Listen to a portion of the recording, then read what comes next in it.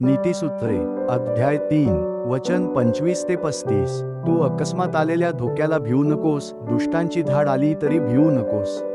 कारण परमेश्वर तुझा रक्षणकर्ता होईल, तो तुझा पाय गुंतू देणार नाही. एखाद्याचे बरे करणे उचित असून ते करण्याचे तुझ्या अंगी सामर्थ्य असल्यास ते करण्यास माघार घेऊ नकोस.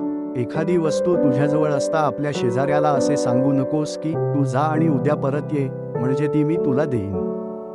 तुझा शेजारी तुझ्याजवळ निर्भय राहतो असे पाहून त्याचे वाईट योजू नकोस. एखाद्या मनुष्याने तुझे वाईट केले नसता त्याच्याशी उगीच भांडण करू नकोस. जुलूम करणाऱ्यांशी स्पर्धा करू नकोस. त्याची कोणतीही रीत स्वीकारू नकोस. कारण परमेश्वराला कुटिलाचा वीट आहे, पण सरळांबरोबर त्याचे रहस्य आहे.